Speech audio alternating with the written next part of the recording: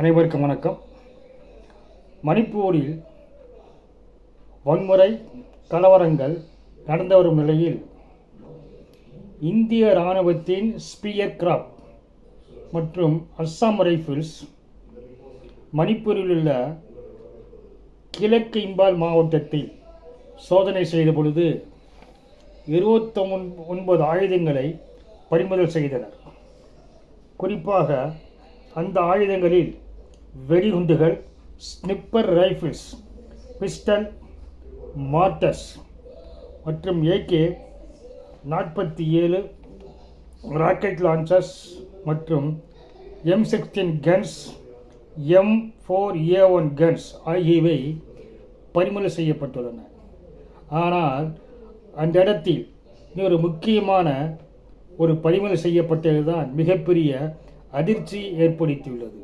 அதாவது Elon மாஸ்கின் Starlink satellite internet வசதி பெறக்கூடிய டிவைசஸ் அங்கே பறிமுதல் செய்யப்பட்டுள்ளது. ஒரு மிகப்பெரிய அதிர்ச்சியாகும். அது சம்பந்தமாக என்னென்ன பொருட்கள் அங்கே கைப்பற்றப்பட்டது என்றால், இன்டர்நெட் டிவைஸில் எலான் மாஸ்கின் ஸ்டார்லிங் லோகோவானது அதில் பிரிண்ட் செய்யப்பட்டுள்ளது.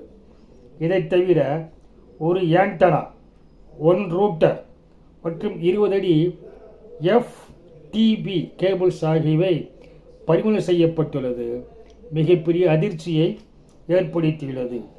குறிப்பாக இந்த சேட்டலைட் லிங்கானது யாரிடம் இருந்ததென்றால், மணிப்பூரில் உள்ள மெய்த்தி சமூகத்தின் ஒரு ஆயுத பிரிவான பீப்புள்ஸ் லிபரேஷன் ஆர்மியிடம் இருந்து பறிமுதல் செய்யப்பட்டுள்ளன.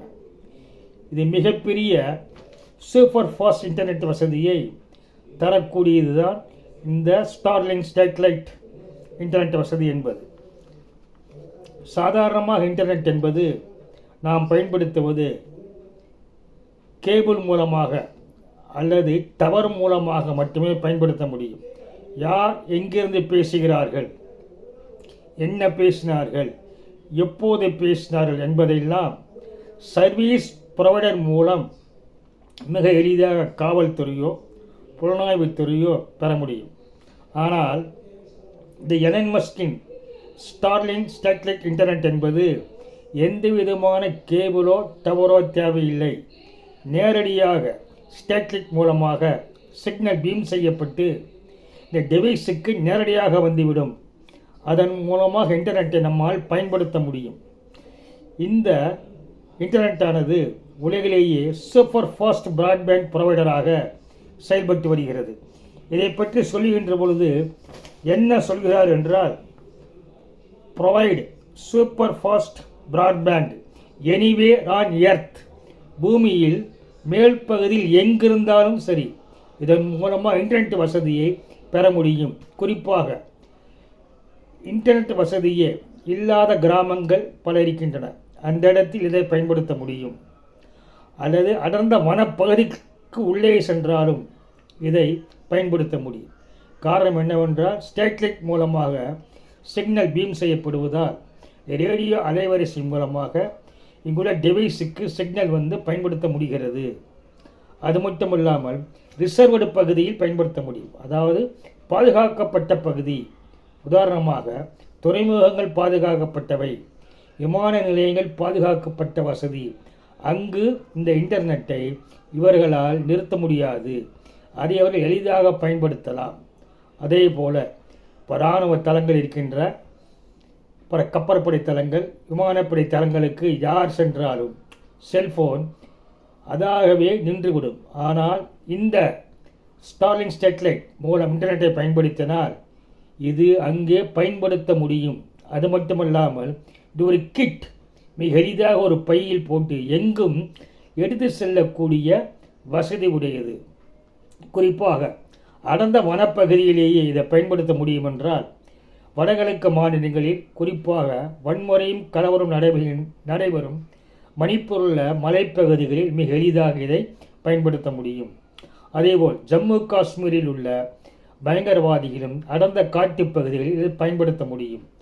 ஆனால் யார் பயன்படுத்துகிறார்கள், எங்கிருந்து பயன்படுத்தினார்கள், எதற்காக பயன்படுத்தினார்கள் என்று எந்த விவரங்களையும் ஒரு அரசால், காவல்துறையால், புலனாய்வுத்துறையால் பெற முடியாது.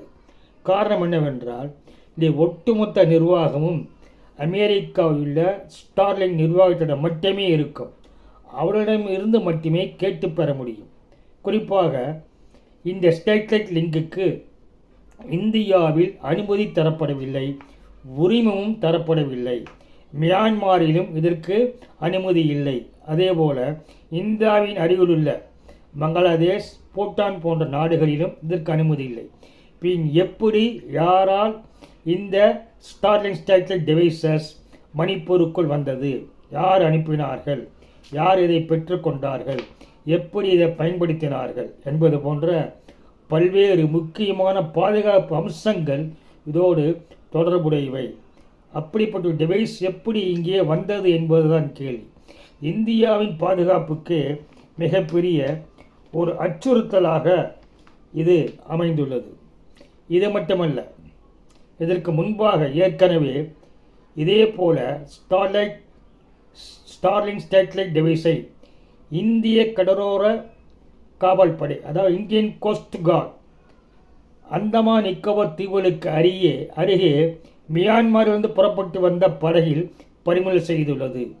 அதாவது நவம்பர் மாதம் மியான்மரிலிருந்து ஒரு படகானது அந்தமான் நிக்கோபார் தீவுக்கு அருகே சென்ற பொழுது இந்தியன் கோஸ்டல் கார்டு அந்த படகை மெதுவாக செல்ல வேண்டும், சோதனை செய்ய வேண்டும் என்ற பொழுது அது வேகமாக சென்ற பொழுது இந்தியன் கோஸ்ட் கார்டு அதை தடுத்து சோதனை செய்த பொழுது அதில் இதுவரை கிடைக்காத அளவுக்கு மெத்தாபெட்டமைனானது பறிமுதல் செய்யப்பட்டுள்ளது. சுமார் 6000 கிலோ மெத்தாபெட்டமைன், அதன் மதிப்பானது $4.25 பில்லியன், அதாவது இந்திய ரூபாய் மதிப்பில் 36,000 கோடி மதிப்புடைய மெத்தாபெட்டமைன் என்ற போதைப் பொருள் பறிமுதல் செய்யப்பட்டது. இது மியான்மரில் இருந்து அந்தமான் நிக்கோபார் தீவு வழியாக, கடல் வழியாக சென்றுள்ளது. அப்படி பறிமுதல் செய்த பொழுது அந்த படகில் இருந்தும் ஸ்டார்லிங் ஸ்டேட்லைட் டிவைஸ் ஆனது பறிமுதல் செய்யப்பட்டுள்ளது.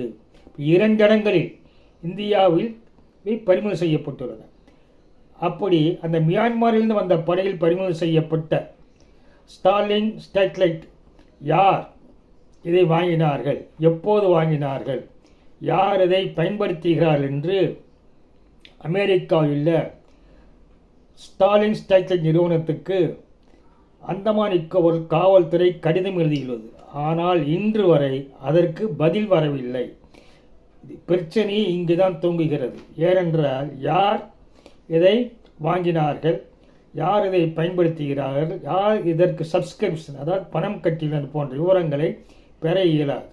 இதுதான் இந்தியாவிற்கு மிகப்பெரிய பாதுகாப்பு அச்சுறுத்தல். அது மட்டுமல்லாமல் இந்த எலன் மாஸ்கின் ஸ்டார்லிங் ஸ்டேட்லைட் இந்தியாவில் 2021 ஆண்டு முதல் உரிமம் கேட்டு வருகிறது. ஆனால் ரெகுலேட்டரி அத்தாரிட்டியின் சில பாதுகாப்பு நடைமுறை இருக்கின்ற காரணத்தால் இன்று வரை இவர்களால் அனுமதி பெறவில்லை. மத்திய அரசும் அனுமதியானது தரவில்லை. இதுதான் மிக முக்கியமான கவனிக்க வேண்டியது. ஏனெனில் நாளை ஒரு விவரம் வேண்டுமென்றால் இந்தியாவிலிருந்து அதை பெறவே முடியாது. அப்போ அமெரிக்காவில் செயல்படுகின்ற ஸ்டார்லிங் ஸ்டேட்லைட்டை கட்டுப்படுத்த வேண்டுமென்றால் இந்தியாவில் உள்ள ரெகுலேட்டரி நடைமுறை விதிகளுக்கு அவர்கள் கட்டுப்பட வேண்டும் என்ற ஒப்பந்தமானது செய்யப்பட வேண்டும். அந்த அளவுக்கு இந்த ஸ்டேட்லைட் லிங்கானது மிகவும் முக்கியத்துவம் வாய்ந்தது. இந்தியாவில் ஸ்டேட்லைட் ஃபோன் கூட பயன்படுத்த முடியாது. இந்த நிலையில் ஸ்டேட்லைட் இன்டர்நெட் எப்படி பயன்படுத்துவது, இதில் எவ்வளவு பாதுகாப்பு அம்சங்கள் இருக்கின்றன, இதன் மூலமாக எப்படி தகவல்களை பெற முடியும் ஆகிய அனைத்து விஷயங்களும் இதில் உள்ளது. எனவே குறிப்பாக மணிப்பூரில் இந்த ஸ்டார்லிங் ஸ்டேட்லைட் டிவைசஸ் எவ்வாறு வந்தது, அதேபோல் மியான்மர் படகில் அந்தமான் அருகே பறிமுதல் செய்யப்பட்ட ஸ்டார்லிங் ஸ்டேட்லைட் டிவைசஸ் யாருடன் பேசினார் என்ற போன்ற விவரங்கள் நாம் பெற்றியாக வேண்டும். இவை இந்தியாவின் பாதுகாப்புக்கு ஒரு அச்சுறுத்தலாக என்றுமே இருந்துவிடக்கூடாது என்பதில் இந்திய அரசு மிகவும் கவனமாக இருக்க வேண்டும்.